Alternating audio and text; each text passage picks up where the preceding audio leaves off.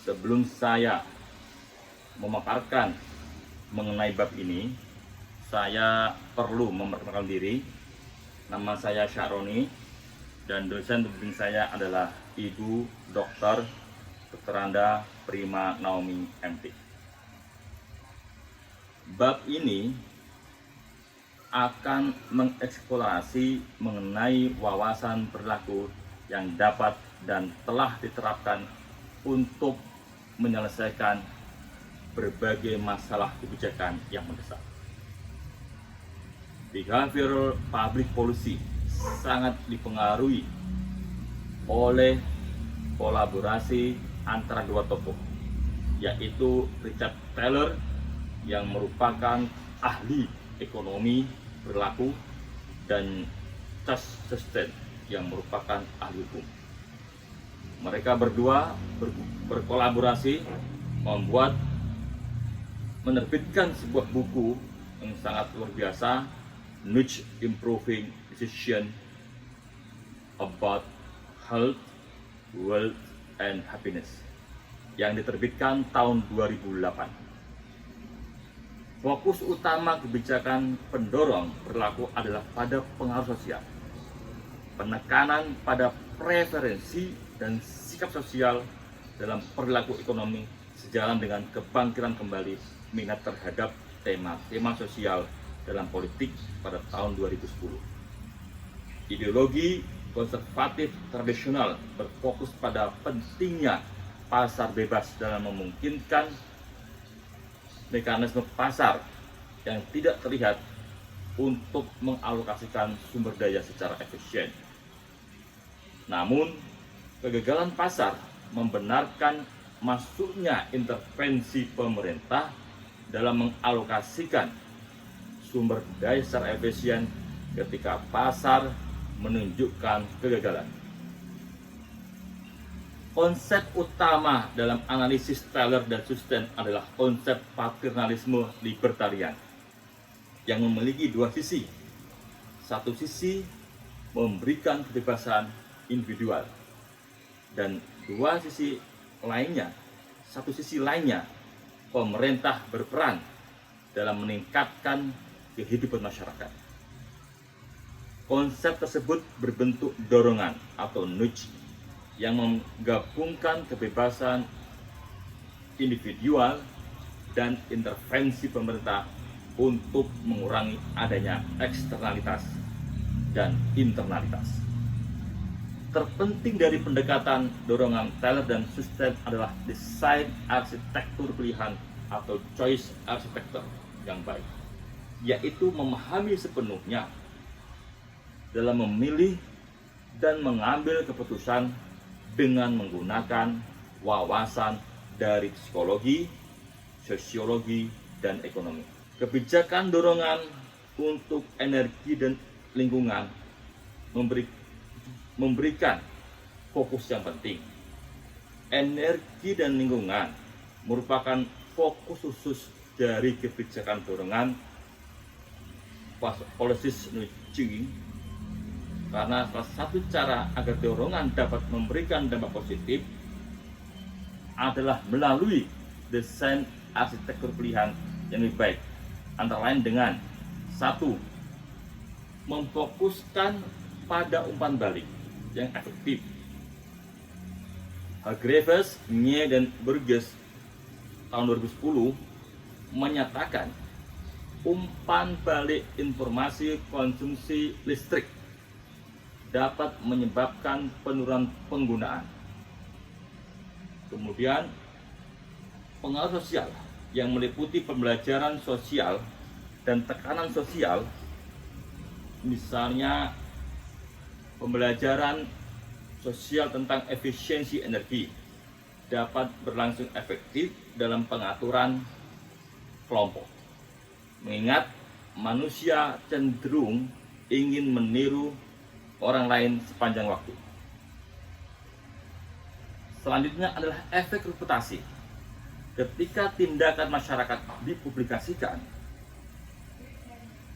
Palak dengan kawan pada tahun 1980 menyatakan Perlakuan publisitas memiliki efek positif yang signifikan dengan setiap pemilik rumah menghemat rata-rata 422 kaki gas alam atau sebesar 12,2%.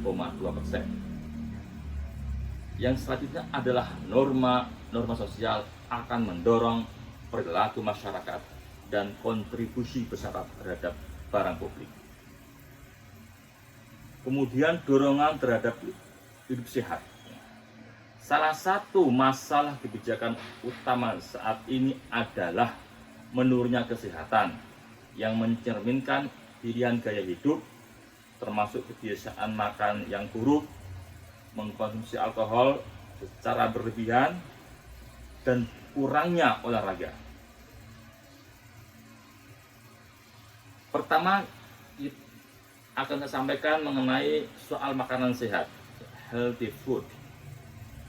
Adler dan Stewart pada tahun 2009 mengidentifikasi berbagai faktor yang mempengaruhi obesitas, termasuk adanya lingkungan obesogenik, yaitu daerah yang sulit ditemukan makanan sehat, namun makanan yang tidak sehat cepat tersedia.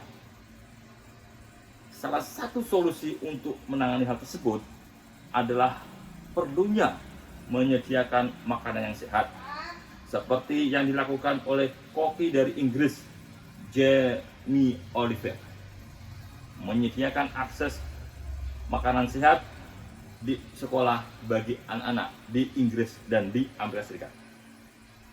Kemudian mengenai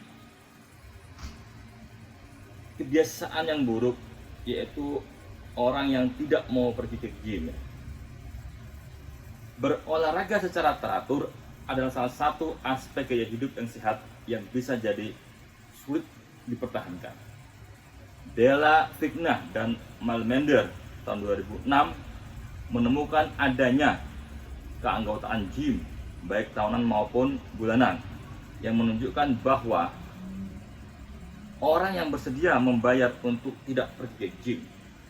Solusinya, orang dapat memasukkan olahraga ke dalam kegiatan harian, maka biaya transaksi dan ketidaknyamanan yang terkait olahraga akan berkurang. Selanjutnya kita akan membahas mengenai kebijakan pembangunan perilaku. Perangkat kebijakan publik perilaku diterapkan secara luas, terutama dalam pembuatan kebijakan pembangunan untuk mengurangi masalah kemiskinan yang parah di negara-negara berkembang dengan memanfaatkan biaya saat ini dan dorongan sosial. Biaya saat ini dan kebiasaan petani. Dufo dan kawan-kawan tahun 2011 mengeksplorasi dorongan untuk mendorong petani menggunakan pupuk untuk meningkatkan hasil panen. Kegagalan petani Kenya untuk membeli pupuk tidak hanya mencerminkan kendala likuiditas, tetapi juga perencanaan antar waktu yang buruk yang mencerminkan ketidakkonsistenan waktu dan penundaan. Solusi dari hal tersebut adalah dengan cara memberikan subsidi kecil dengan waktu terbatas untuk pembelian pupuk sebagai cara untuk mengatasi praktik pertanian yang tidak efisien. Kemudian dorongan sosial di perdesaan di India. Tekanan sosial dan pemantauan oleh pemantauan teman sebaya bisa sama efektifnya dengan subsidi dalam mendorong orang untuk mengembangkan kebiasaan yang lebih sehat. Patanaya dan kawan-kawan pada tahun 2008 menemukan bahwa kampanye sanitasi yang berfokus pada informasi, pendidikan, dan komunikasi tentang sanitasi yang baik memiliki dampak yang sangat signifikan dalam meningkatkan adopsi dan penggunaan jamban di desa-desa. Pemilikan jamban meningkat dari 6% menjadi 32% di desa-desa yang dibuat percontohan. Selain itu, juga menemukan bahwa rasa malu dan subsidi secara bersama-sama lebih efektif daripada subsidi saja. Kemudian, identitas di dalam grup dan di luar grup.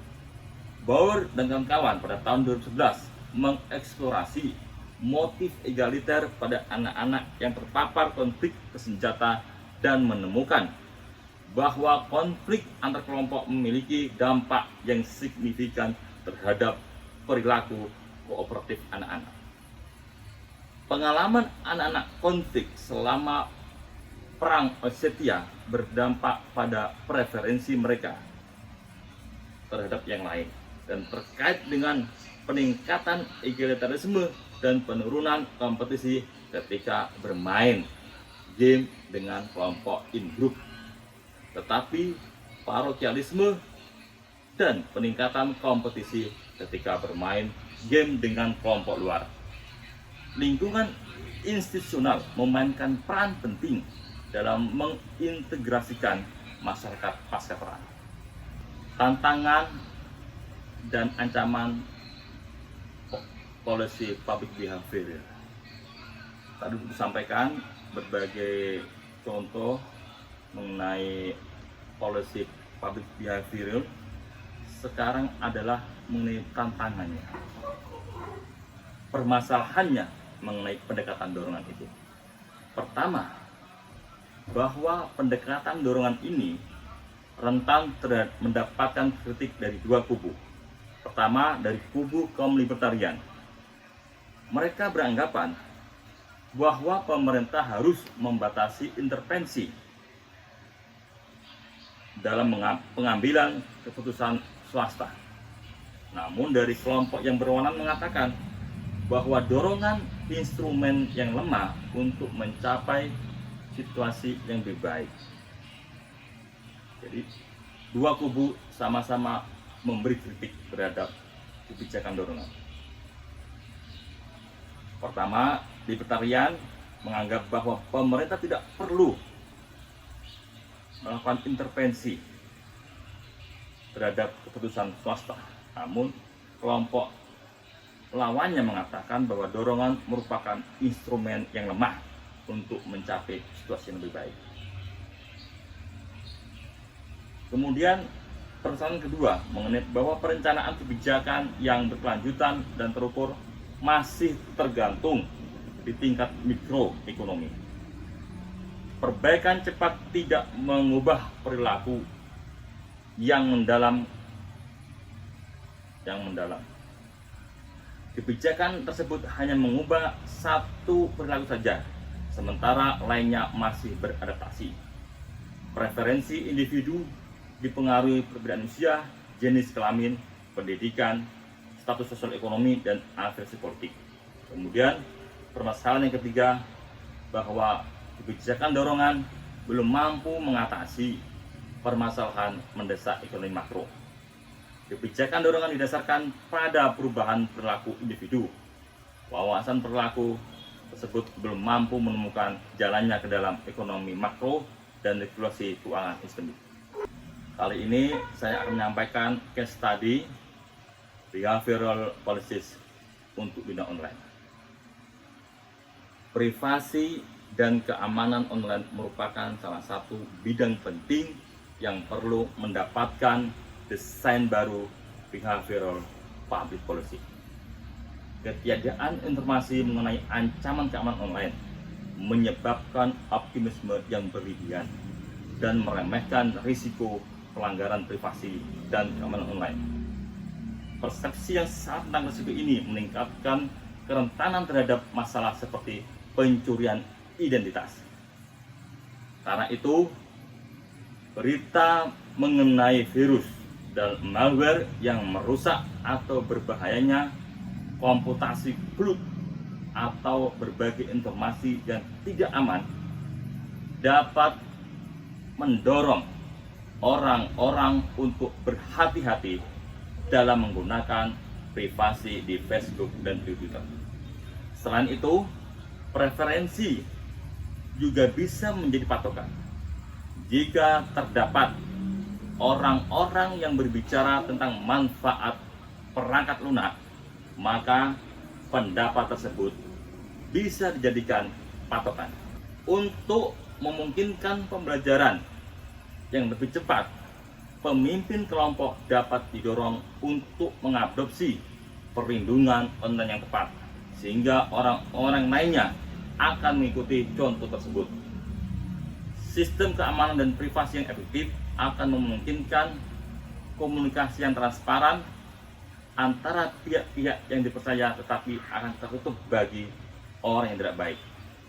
Hal tersebut disampaikan oleh Clark pada tahun 2010. Selanjutnya, kita perlu mewaspadai mengenai sikap terhadap privasi dan keamanan yang sedang berubah. Sebagai contoh, generasi muda lebih rentan terhadap pencurian identitas karena lebih bersedia untuk mengungkapkan informasi pribadi yang penting. Dalam hal implikasi kebijakan, orang dapat didorong untuk lebih berhati-hati dalam pengambilan keputusan online. Jika pembelajaran mengarah pada norma-norma sosial baru melalui iklan, jejaring sosial, dan bentuk-bentuk interaksi sosial lainnya. Terakhir, dari pemaparan sejak awal tadi hingga tadi soal case tadi, kami ingin menyampaikan beberapa kesimpulan. 1.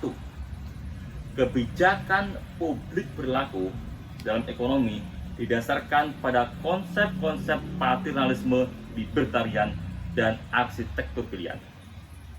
Kedua, paternalisme libertarian berupa paternalistik, yaitu menganjurkan intervensi pemerintah melalui dorongan untuk mengurangi internalitas dan eksternalitas dengan tetap menjaga kebebasan individu.